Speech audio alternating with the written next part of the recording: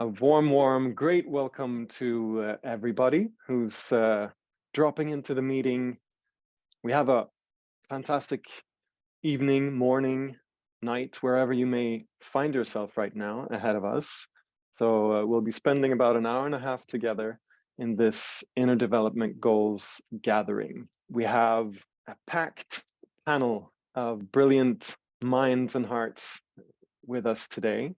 Both in the panel, but of course also in among the participants. And I want to thank all of you who are joining live here, but also those of you who are watching this after the live session to really feel welcomed and to join in and enjoy this this conversation and this exploration into how we might multiply transformative leadership through global learning programs.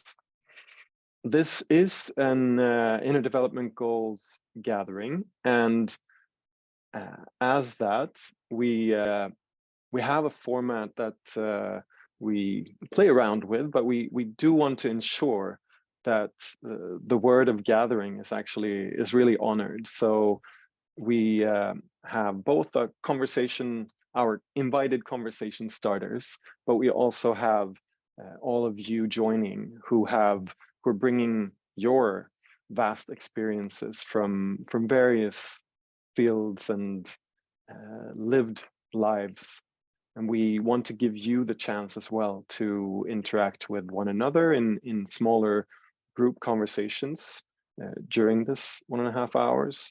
So we'll be doing that after we have our introductory chunk of starting up the conversation.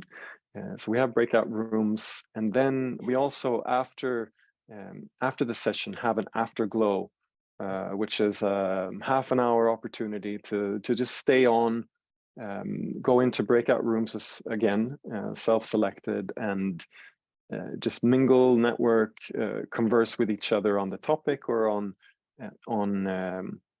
topics that come up as an effect of this conversation.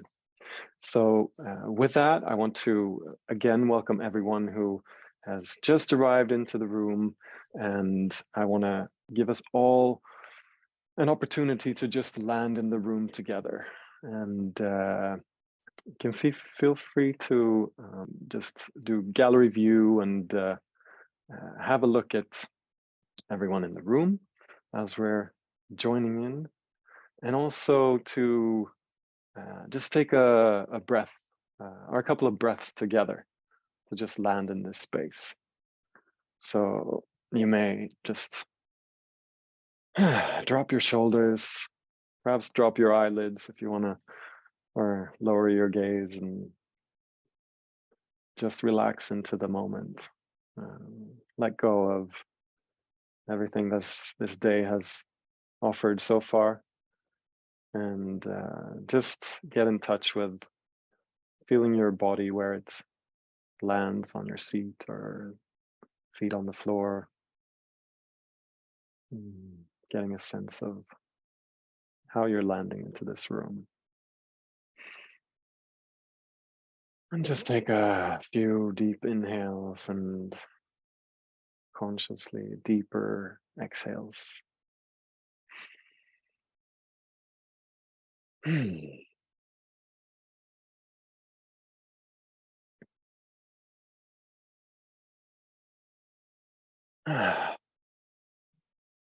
you want to move your body a little bit.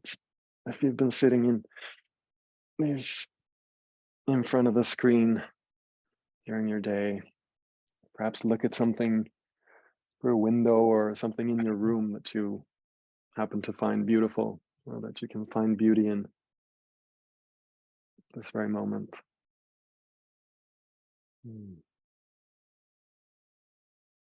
And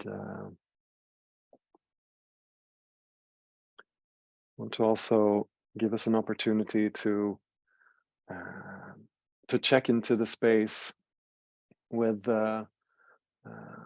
by answering a question. Just something brief, something that comes top of mind. What does transformation mean to you?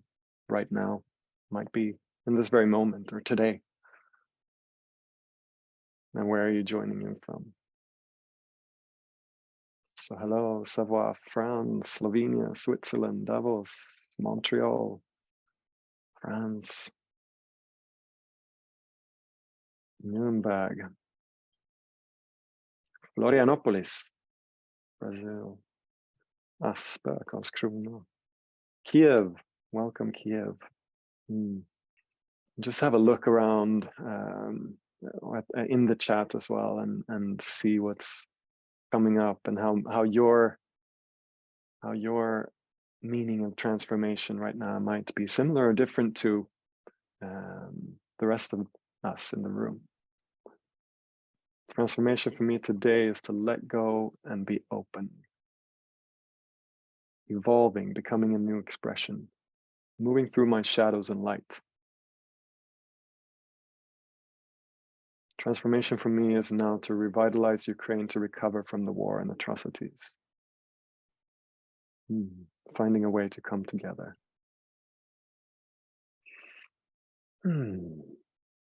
Beautiful. Thank you. Thank you so much. And with that, with us being checked into this space, I want to wait no longer to really get our fantastic panelists up and introduced. And so it's my pleasure to introduce Josephine Sundqvist from LM International, Åsa Jarskog from the Inner Development Goals, Rafaela, you are from Ashoka, and Jetu Lalvani, you're with Kaizenvest, and you have other hats that you wear as well. And to just give us all a chance to get introduced, get familiar, sort of see what are we coming into this conversation. I want to ask each of you to answer or to explore just briefly, up to 3 minutes, no longer, what from your own experiences would you like to draw from and share with us here in this conversation today? And I will start with Josephine. Thank you, Ola. I would like to share very fresh images from Sudan. My everyday is that I lead a global Swedish foundation, and we work all around the globe to contribute in peace building, in humanitarian crisis, but we also work with development cooperation. And Sudan is the country where we have the longest history of working with large-scale programming. It's been since 1989. And currently we have 130 staff members from our foundation in Sudan. And since Saturday, 10 days back, or now it's more than 10 days, sorry, it's getting like 14 days, but we have been having staff staying inside their homes, many in the bathrooms, because they wanted double doors. There's been constant shooting against their houses or apartments. And I'm part of the crisis management. So I've been hearing the shooting in live check-ins on WhatsApp. I've been seeing glass breaking because of shooting and grenades and bombs. And I've been seeing the faces of our local Sudanese staff bursting out in tears when their children are traumatized in front of their eyes. And why I'm bringing this is because I want to bring the concept of peace. Peace is a word that links very well with transformation, because we have peace as a concept globally. We think of peace building and maybe the UN, but peace is also something we are all seeking on the inside. And what I've come to learn in my leadership is that you have to grow larger on the inside in order to be able to contribute to sustainable peace in societies around you. So I want to bring peace, peaceful societies, peace in Sudan, but also peace on the inside. Thank you, Josephine. And you're getting resonance from Ukraine as well in the chat. So Rafaela, please, what is it that from your vast experience you would like to draw from today and to share with us in this conversation? Yeah, so very difficult to go after Josephine, of course, but I think I want to bring how beautiful and humbling it is to see and to accompany people in their transformational process and see what it does to them when they step into their energy, when they realize what they want to change in this world, in their surroundings, and what it does to them personally as well. How you see the faces change and their lives change and many other lives as well. So I think for me, this is the most beautiful part of my my journey as a leader, is to be able to do that and to be there and to see that and to see the change around me happening very real. Yeah. Thank you. And Åsa, what do you bring to the table today? Thank you, Ola, for inviting me. And I think it's a beautiful panel because we all have different perspectives. I think what I would like to focus on today are three learnings from my years working with leadership development. The first one is that we really need to understand what context we're coming into, and also understand that we will never understand the context we're coming into. We're coming into multi-stakeholder systems that whatever these people, individuals, leaders are learning, they need to integrate it into systems, structures, strategies, and policies. So a lot of humbleness in front of that, and weave that into the design of leadership and transformational development. That's number one. Number two is a bit linked to that, and it's an old truth that one size does not fit all. So at the same time as we need some kind of global strategy, global thinking, which what I'm struggling with right now is responsible of global outreach in the IDGs. We always need to cater for the emergence coming and the co-creation with, the local actors. So think global, act local. And the third one is very much, I think, summarizing the other two, the power of listening. So that's what I would like to bring into this conversation. Nice. Thank you so much. Thank you. So we will hear you listening today. Now, Jetu, please share what you would like to bring to the table today from your experiences in this realm of transformative leadership. Thank you, Ola. And I'm sorry if there's any background noise. There's lots of people walking around. I tried to find a quiet place. So what I'd like to bring today is, I had three different lives. I had a social impact life, I had a professional life, and I had a personal life. And the social impact life was in education, and I'm passionate about that. And we found that in the developing South, I've been doing that since I was 16 in parallel. In the developing South, we don't have enough government spend, which should be at least 15% of their spend, and we don't have enough GDP spend, which should be at least 5% of GDP on education. So we actually did a transformational thing 15 years ago. We created a private equity fund for profit, sustainable education. And everybody laughed at us at the time, but now there are two other funds out there in the world, and we're on our fund 3 now. And so it doesn't have to be that your transformational impact work is in conflict with your professional life. So we managed to move out of all the other, I had joint ventures with Saab in Sweden for oil and gas, Emerson Electric, Degussa in Germany for chemicals, but it's all education now.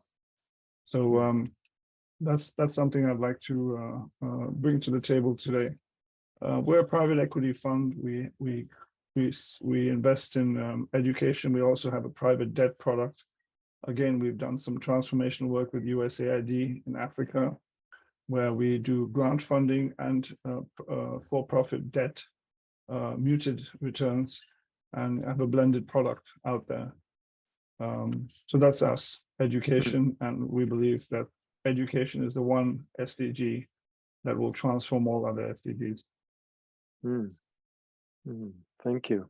And thank you for bringing that in right away. I mean, many of you have touched upon everything from peace and our institutions to now education, because this is indeed what we're. So let me frame a little bit more, sort of my curiosity into bringing this topic or focus up, but also to bringing you all into the room, is that that the sort of foundation or background for working on inner development as a way to address our inability to really make headway on the sustainable development goals, these global goals that we've come to some agreement that we want to head for in the 2030 agenda. The IDGs, sort of founding stories that we're not getting there, and so there must be something in the way. It's a leadership issue, perhaps not completely, but to a large extent. That might be the problem, but it might also be the accelerator to actually make headway. And so you all have been both instrumental in leading and designing, as you were bringing to the table also, designing programs for how to really get about that change, the inner change. There are lots of practitioners in the room who are doing their work with both ourselves, but also perhaps with clients or within our organizations. And so why I want to bring your perspectives into the room is that you do bring the starting with what you just brought up, Jetu, is this the corporate perspective and the change that you've started, or that you've been making within that realm, but joining also the different pieces together. Rafaela, you're working with change makers within and from Ashoka, identifying fellows who you then empower in different ways, and I want you to get back to that, of course. Josephine, you're both heading up the organization Element International, and all the work that you do in addressing so many SDGs in very, as you mentioned, brought into the room Sudan, head-on conflict areas and post-conflict as well. But you've also been part of a transformative leadership program for sustainable development, and also you have just finished the pilot here of the global leaders for sustainable development, and that is an interesting point as well. Having a pilot program and working with a new framework such as the IDGs. What are the perhaps successes, but also the learnings primarily in this process? And I'm thinking, so my motivation and curiosity is for all of us in the room is to really twist and turn a bit about this. Okay, so we do want to bring about some inner development, some inner change in leadership that can really sort of have that impact. And we're working with different target groups, but how is it that we do that? How is it that we drive the impact? What's different? What is different in a transformational leadership program for sustainable development compared to any other form of just regular HR-led leadership development within organizations? So that's what I'm curious to explore. And also, how might we, and the we here is everyone in this room, but also our extended circles and, you know, all organizations perhaps, how might we become accelerators, catalysts for this transformational change that we're talking about? So that's a bit more framing from me. And I want to ask some directed questions to each of you, and also allow for the others to interject if you have something on that topic to relate as well. But just to have a dynamic conversation, and you know, if there's things that come up in the chat, I might, you know, try to pick that up as well as we go along. So yeah, that's my plan. So I want to start again with you, Josephine. As I mentioned, your work in your organization is very directly linked to the global goals, and, you know, alleviating poverty, reaching the most vulnerable populations in humanitarian situations, and working with young women in post-conflict areas and health aspects, and so on. And so, from your perspective, how do you see the role and impact of inner development in organizations and actors in the development cooperation field? You know, what's the role and the impact? So I have three kind of core messages. And the first is, I don't know how many of you here who are familiar with the golden circle. It's often used in leadership and management trainings, but the innerst circle is basically the why. Why are we here? And why do we exist? The purpose of our existence and our very core, you know, vision and mission statement. Then comes the how. So how are we then going to achieve change and impact for people or communities or the planet? And finally, what are we going to do? What form of programming or activities? And where we are today in humanitarian aid and development cooperation is that we spend majority of time as leaders and managers concentrating on the what. What are we going to do?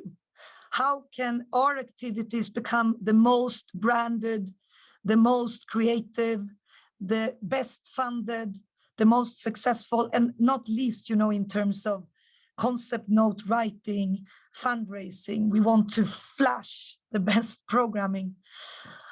In my view, we have to flip the coin. Instead of spending maybe 70–80% of our energy towards the what we're going to do, we should spend majority on why.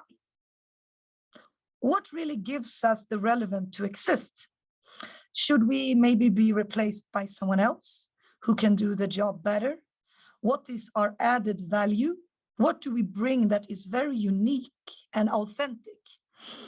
So that's my first message in transformational leadership, is to bring to the table a very powerful why.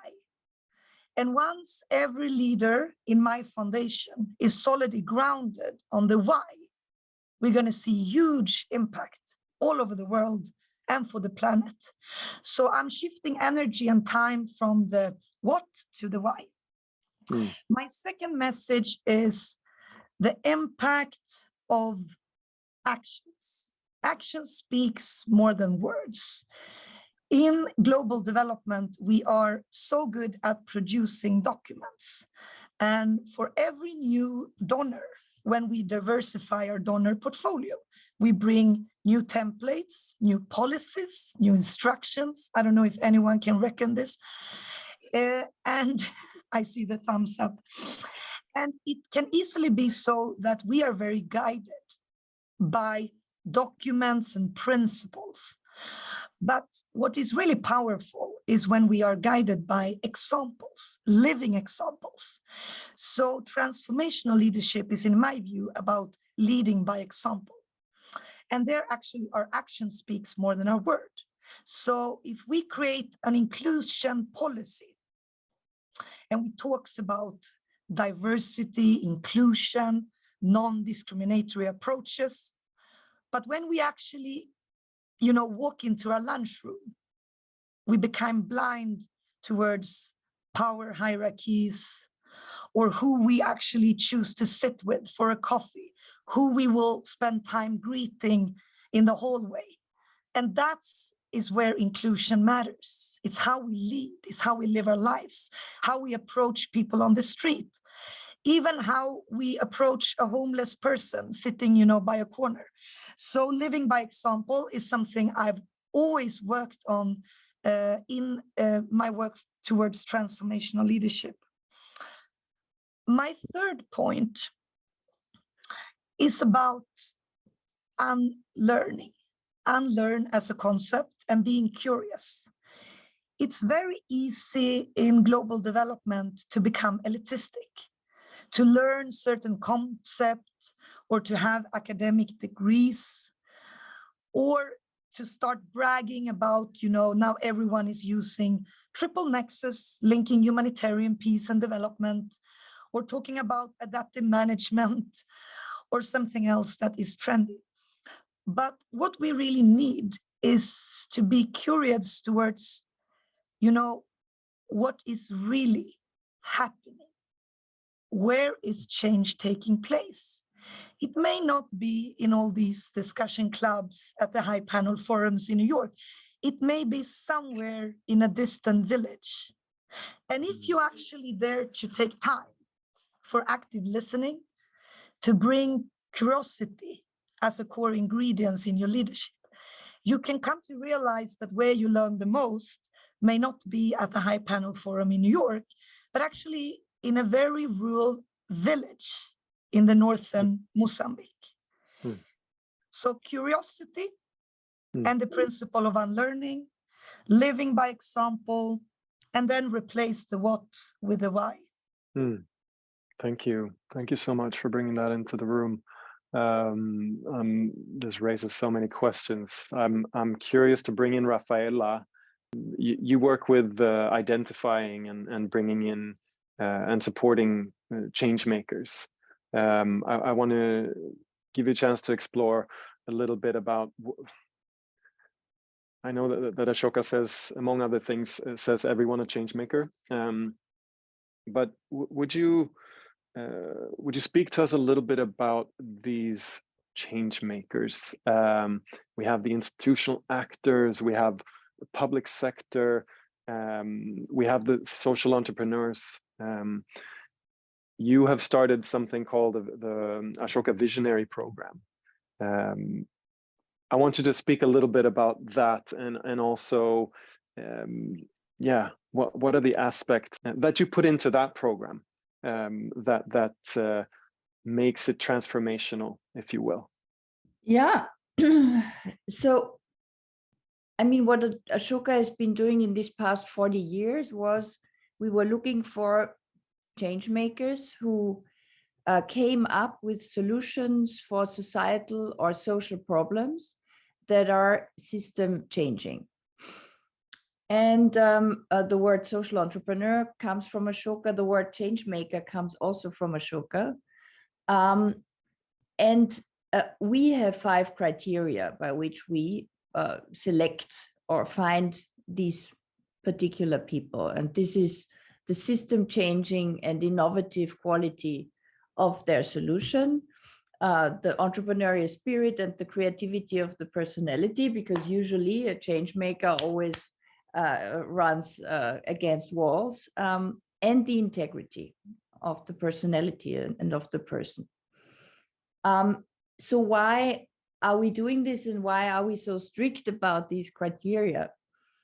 It's because we as an organization want to support people who really come up with solutions for societal problems that change a sector. So you see that very well, for example, with Jimmy Wales, the founder of Wikipedia.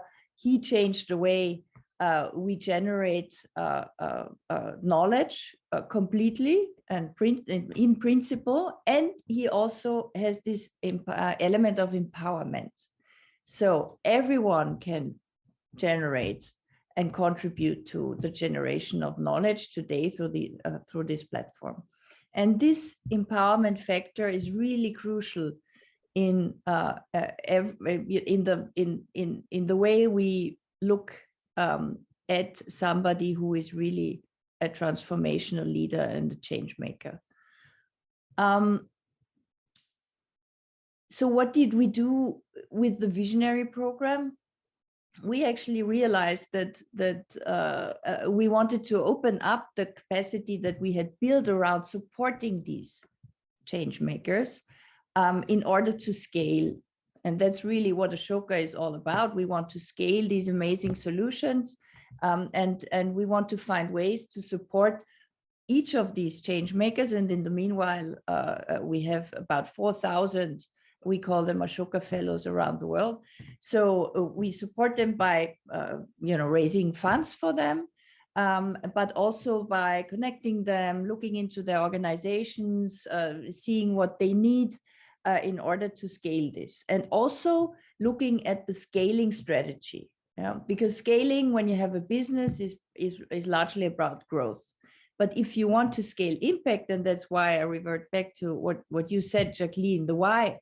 So why are you doing that? If you start thinking about how can I really scale impact, you have a lot of possibilities, and you really need to root this into your strategy.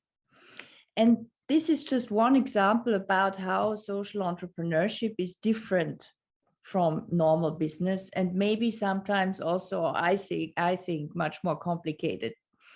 And so all of this capacity was in the organization, but we didn't share it with people who wanted to become change makers. We shared it only with people who were already change makers. So we sat together 9 years ago, and in Austria. So I'm Austrian, and we came up with this idea to have a part-time executive program for people from all sectors: NGOs, public sector, business angels, investors, whatever you have, in order to equip them with the concepts and methodologies that we have already, but on the other hand, also to take them by the hand and discover their qualities of change making that they might have. And that's where I think the program is different to many other programs that you might have in the field. It's not only obviously the network and the concepts of Ashoka, but it's also the realizations that we made that people who really tap into their inner capacity to lead change have a very personal why. And this why is very often a pain that they might have, or an injustice that they saw as children, something that is really bothering them. And many people don't access this. They push it away and say, okay, this is a pain, I cannot do anything about this. But the change makers, they access this and use it as a potential, as an energy to do something. And that's also why at Ashoka, we believe, if we want to meet the SDGs, then we need to activate more change makers. It's really a crucial element, I think. People need to tap into their power and believe in that they can really change something. Yeah. And this process, I think you can lead. Okay. And Yeah.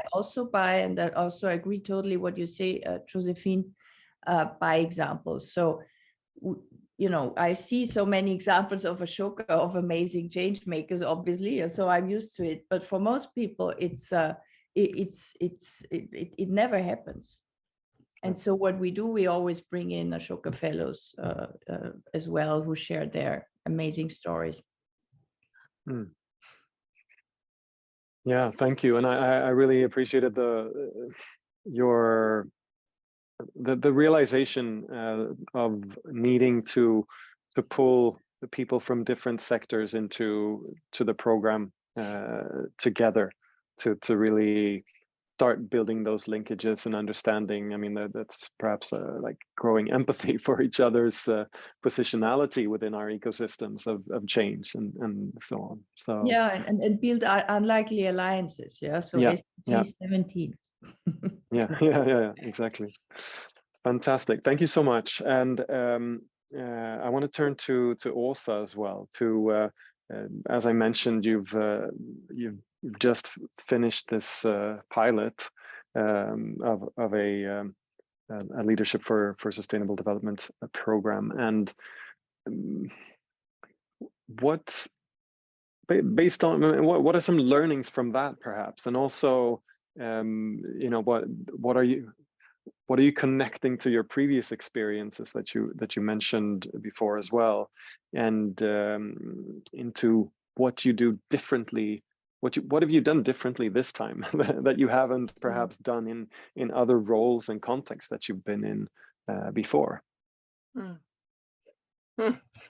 Thank you, Ola. I just want to second on what both previous speakers mentioned about finding your why. I think is extremely important. So thank you for that. I mean, I've been working with sustainability and leadership development for the past 33 years in more than 60 countries, for the UN, for development banks, for World Economic Forum, for governments, civil society.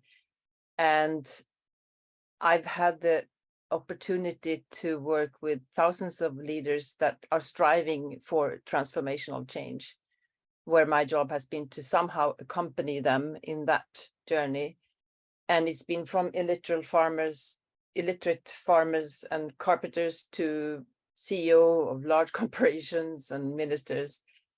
And coming back to the Global Leadership for Sustainable Development Program, which has been a pilot project that we just completed yesterday, actually.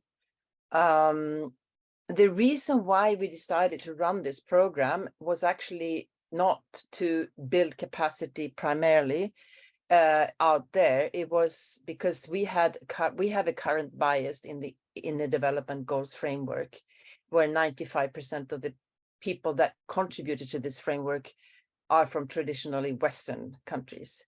So we are actually saying that we can solve global problems with Western solutions. So that was the starting point for me, that we need to hear those other voices. And where the most urgent sustainability issue may not be the climate crisis, it's a very important one, I agree. But just like Josephine said, if you don't have peace, if you are hungry, if you are poor, if you don't have access to health, education, water, then you are struggling with those issues before you can even think of climate crisis.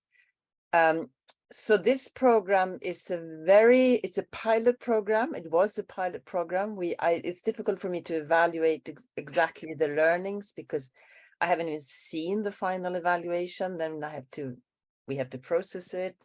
We have good researchers working with us for that. It was a low budget program covering 6 countries, Albania, Costa Rica, Colombia, India, Rwanda, and Zambia. And I have run many programs for big donors, and this one had 5% of the budget I would have when I work with the other donors. But there's something good about that, because you have to be very innovative. And of course, we had to do it online. And like in any other training, we were working with action learning, where participants had to integrate, were encouraged to integrate integrate and implement the learnings between the sessions. as we all know, adults need to apply and integrate learnings rather than learning new theories. So we focused more on sharing, testing, prototyping than throwing knowledge on participants. And this is easy to say, but since we were a very small team, we didn't have the funds to have a big team. Having worked with programs with more funding, you would usually say, yes, we're going to let people implement and integrate and discuss with each other. But then you get a lecturer who comes in who just wants to throw new models on the participants. Whereas here, I really felt that we could sit back and allow for that space where we would learn from the participants, they would learn from each other. We could be much more agile and adapt the program to the real situation much more. We selected organizations, but that's usually what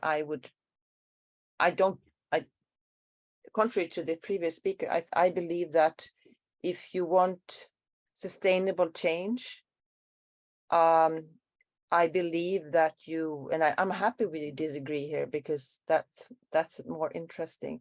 I believe in working with organizations, leaders of organizations, and that the change needs to be implemented within an organization, whether it's a civil society organization, academic, private sector, or government. It's nice to work with nice individuals, but I believe that's what I believe in.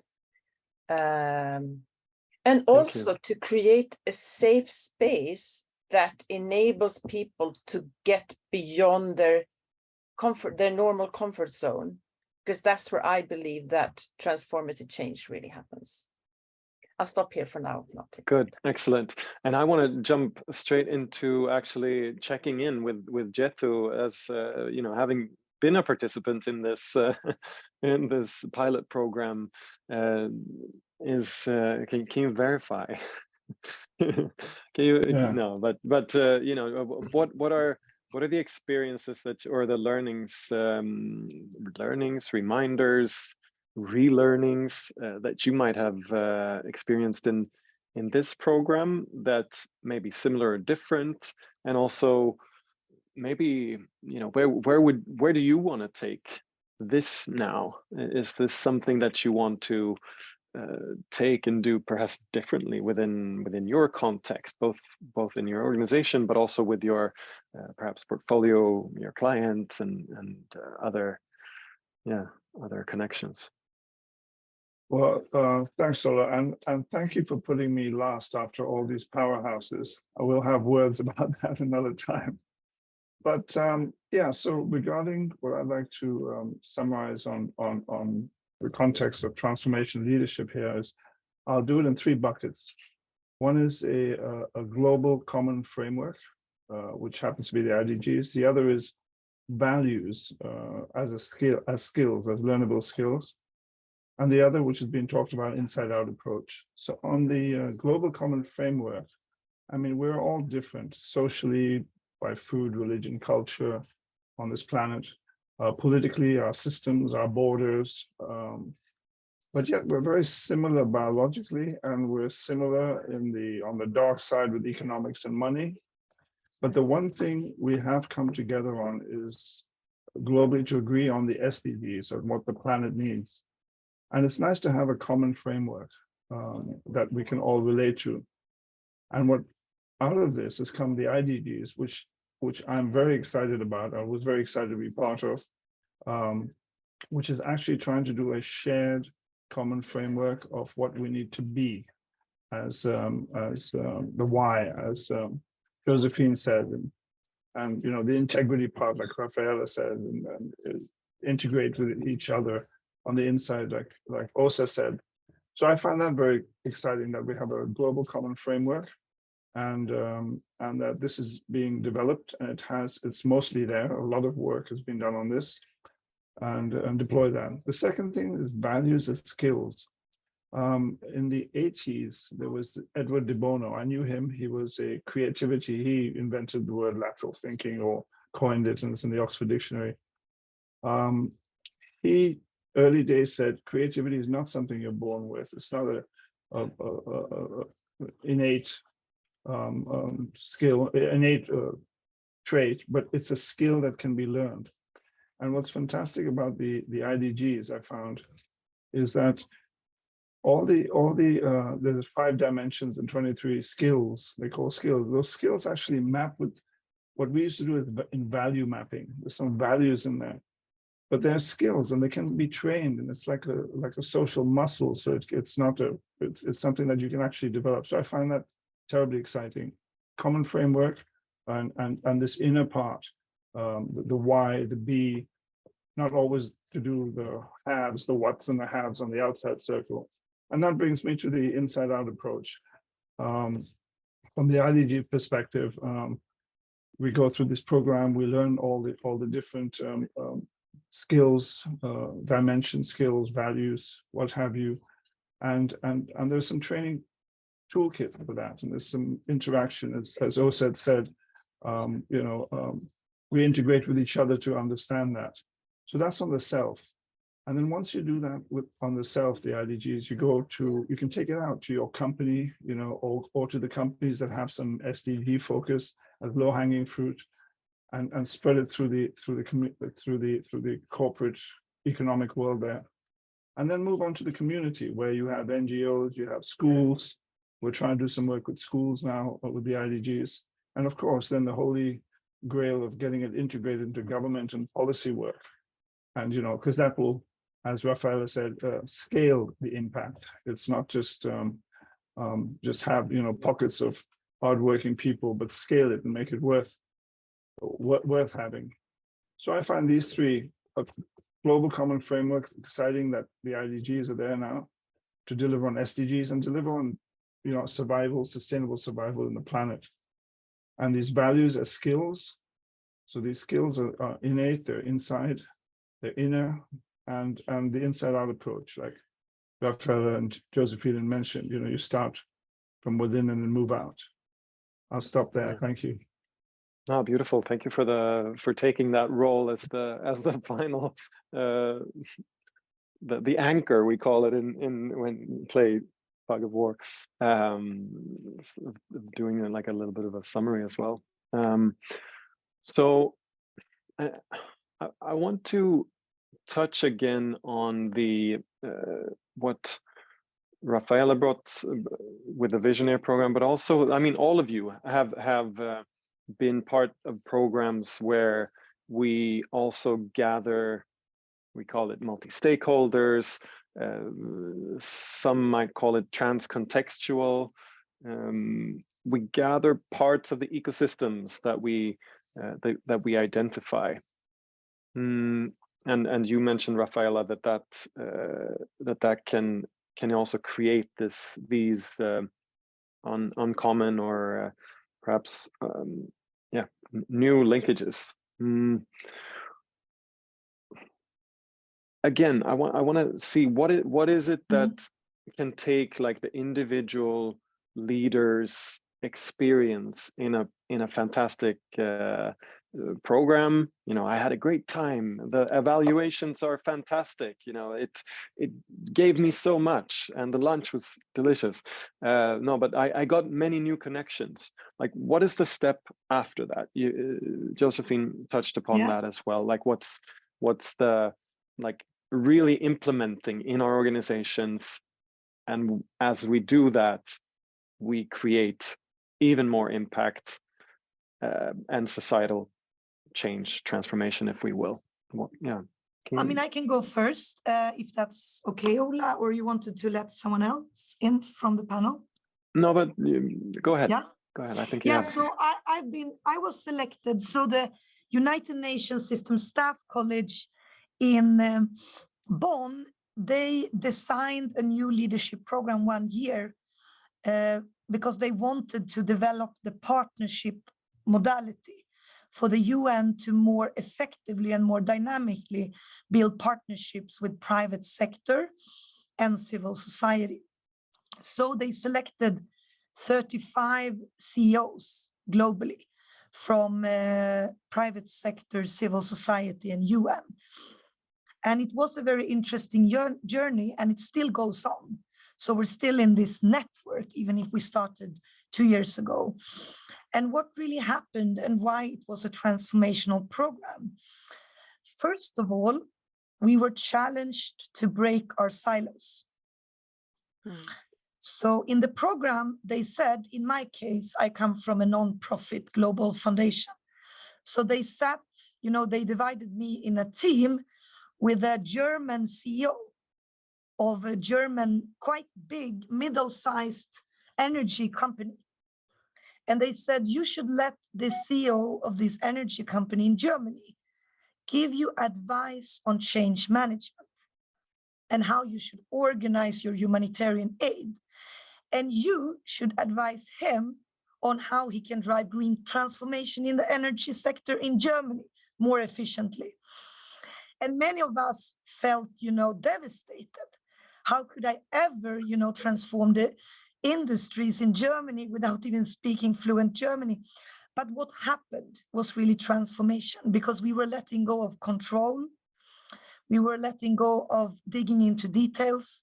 We actually looked at the essential questions, coming back to the why in the golden circle. So I started, asking this CEO in Germany, like, what do you really want to change in the energy sector? What resources do you bring? What is your, and from our talks and our moduling, because we were writing up a lot of change management modules and calculations and everything. And what came out is today what is our organizational module, which has so far proven to be quite dynamic. And it was co-designed by leaders from across the globe. Another thing was that we were really linking the local with the global. So when we were together in Berlin, some were thinking, we're going to sit and talk to the Minister of Development Cooperation in Germany. And it was just the Greens entering the, government after the election in Germany. But they said, no, we're going to do ethnography. We're going to walk around in Berlin and see how African immigrants who are actually, with all sorts of intersectional identities are transforming the city of Berlin. And, some CEOs were like, what about the structural perspective in this? What about the business plan, the KPIs? And they really challenged us to say, if you can't ethnographically meet people on the street and understand how Berlin is transforming from the inside out, you're never going to change anything at the global scale. So I think those were the two most important components of transforming. It was letting go of control by breaking silos and, bubbles. And secondly, to really think that in the local geography is where many of the solutions are to our global challenges. I want to keep hearing about the implementation step. I don't know if Rafaela, if you have something, or we have these experiences. Your visionary program participants have, and we had in the chat even from Manuela had a fantastic recommended the visionary program. But and then what? How does this transformation just go by osmosis into the organizations, or how does it really come about? I think people change. And then they start thinking of, how can I root this in my life, in my professional life, in my personal life? I think people change. And then they start thinking of, how can I root this in my life, in my professional life, in my personal life? We've just run an impact survey, actually. We are now 300 plus alumni all around the world in 40 countries. And it's really heartwarming to see how creative people are becoming. Yeah, I mean, we had a participant in Africa, in East Africa, Kenya, he's the CEO of a media company, and he suddenly started having courses in change making with my East African colleagues on his app. And there were 600,000 Africans actually who did these courses. I mean, it's just amazing to see that, yeah. We had a participant, for example, in the Czech Republic, who started an NGO platform in the Czech Republic, where you have over 130 NGOs active there and exchanging and trying to focus on certain also political topics that they want to bring forward. And you know, I have so many of these examples. And you know, it's true that some maybe just change and don't do anything with it too. But I think it's the exception, actually. Yeah. When I look at these people, I think it's the exception. And what is especially fruitful is obviously to have, you know, people from different sectors in a room. I mean, what you said, Josephine, is so true. Yeah, and I loved listening to what you were saying, because it makes you free. You know, you realize that the real conversations are not happening between the modules of an MBA course. Yeah, it's just beautiful to see. And you can curate these experiences. Yeah, I see myself rather as a curator than as somebody who you know came up with an executive leadership program. Yeah.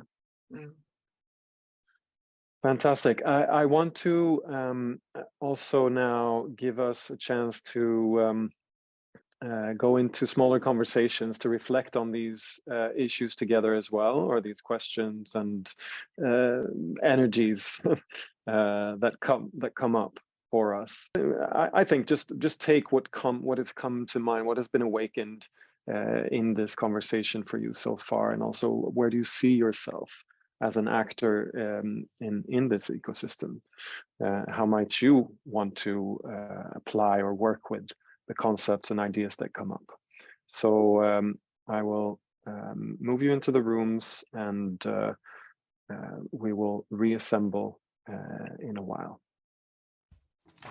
So the classic coming back from being pulled back from the breakout rooms and live conversations. Thank you to all of you for stepping in and join.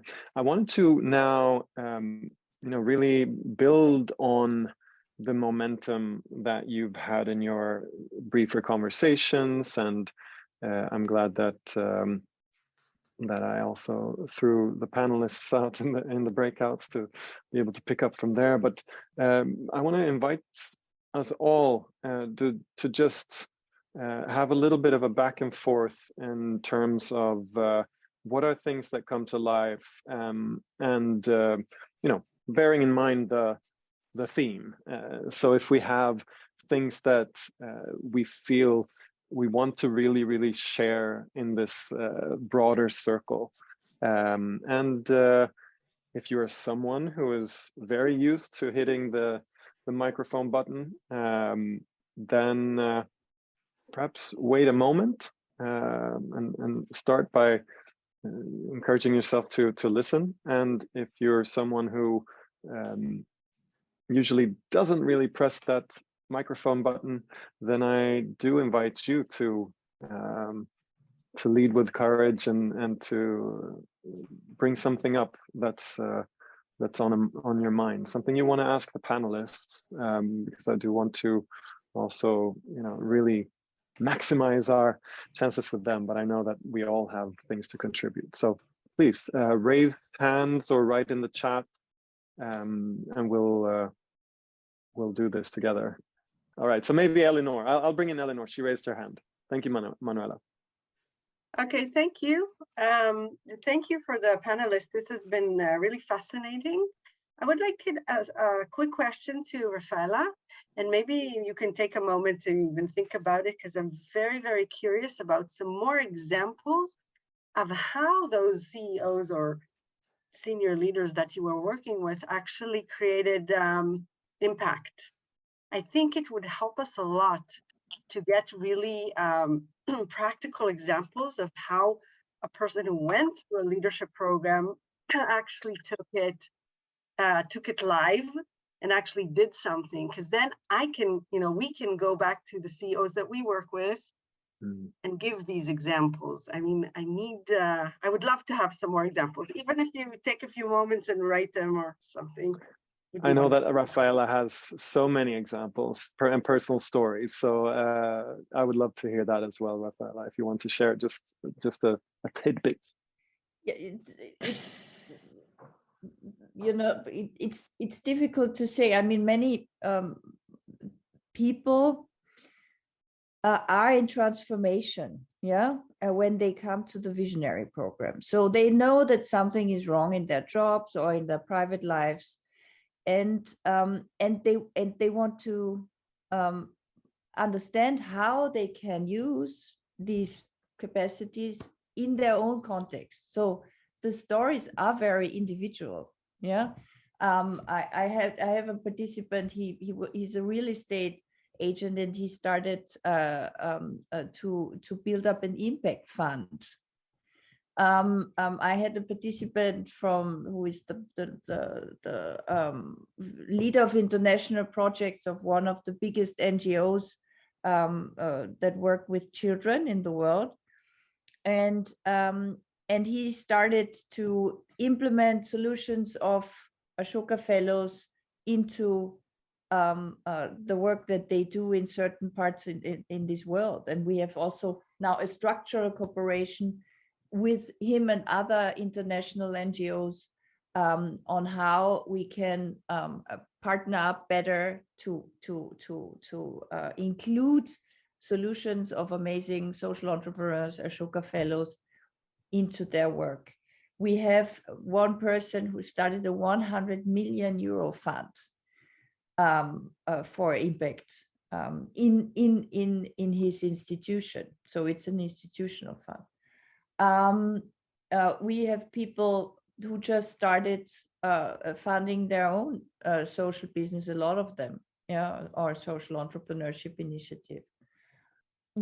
So we have one editor-in-chief, for example, of a newspaper, who started his own page 2 with examples of change making. So beautiful examples. You can. I mean, you don't need to leave your business in order to become a change maker. You can start thinking about how can I maybe include social innovation into my business. The social innovation is so important because it gives you trends. And these examples are out there. It's just a question of how can you match them. Or you can start working with your workforce and say, okay, we're gonna start give you some capacity on how to become an entrepreneur. Most change agents in companies or in large organizations are actually pushed out because they are so if you do the other way, and empower people to become more of a change maker in their own organization, everyone will profit from it. Thank you. And I know that you have quite a few videos as well on the Visionary Program site with personal examples of the journeys that people have taken. So and of course there's that's that context, and then there's lots more. Thank you for the chat function. For some reason there was somebody asking me a question and I cannot, and I say yes, and I would type in the Visionary Program homepage, but it's easy to find. Okay. I'll try to find it and paste it in. We have Zvenislava from Ukraine, Jimmy from Rwanda, and Dia Schweimler raising their hands, and we have 5 minutes left. I know that we also do have, and I encourage you all to to the extent possible, to stay for the afterglow half hour. That's where we also can bounce some things. But I would love to get, let's start with Zvenislava and Jimmy, if you could ask or bring up, both of you, bring up your points, and we can see if we can do some quick bounces, and then we see where we go from there. Thank you very much. I'll do it really fast. In group, we came out with idea is that quite often people who are very successful leaders of change in business, they're oriented on KPIs and results, and they are stacking out of the ecosystem.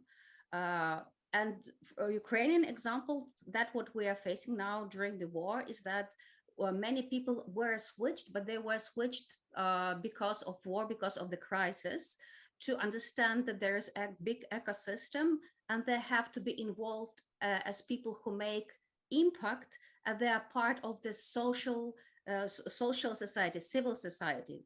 So they switch the roles, and many are combining too. So are there any cases, where it wasn't war that made so many people in society switch from business role to social role?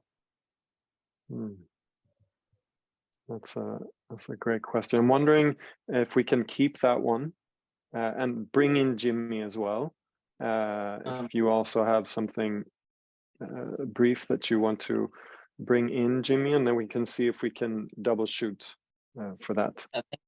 Thank you very much. I really appreciated this presentation. I was going to ask, if you could share the challenges and the lessons learned through this journey, or this transformative journey, because some of us are on the starting point, but getting to know the challenges and the lessons learned may help us leapfrog some of the challenges that we may face in a different in our different entities or maybe organization. Thank you very much. But I really appreciate everything that I've acquired through this session.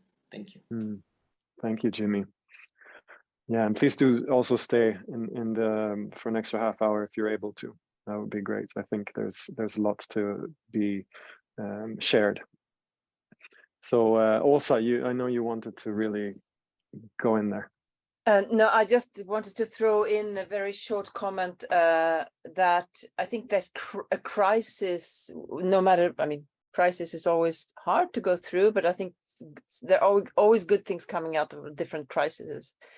I've learned so much from the journey that Rwandans, the resilience that Rwandans have after their crisis. And Zvenislava, you're going through a very difficult situation right now, and you're going to have to work with forgiveness after this. And there's a lot to learn from Rwanda when it comes to forgiveness.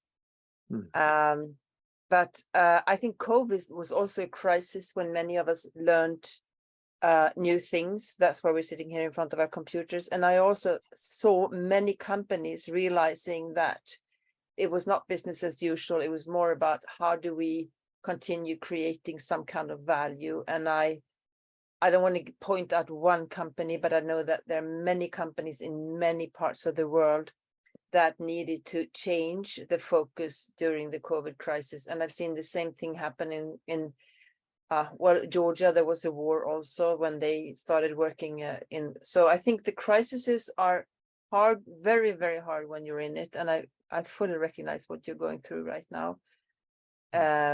Also, I admire the strength and the resilience that you have right now, and even more the one you will have afterwards.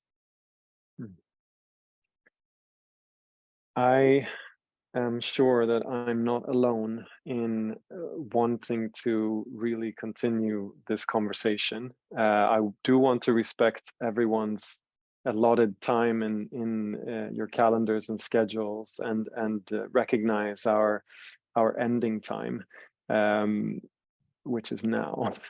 I want to encourage you all to keep joining in this context, of course, in the IDG gatherings monthly, and also in other contexts that you find, high and low and sideways.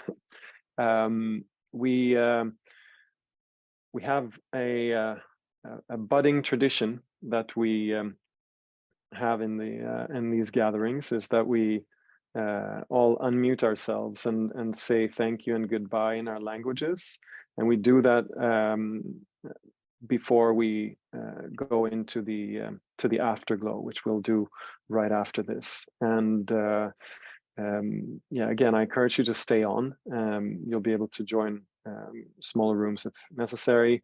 We have also the Global Summit coming up in October.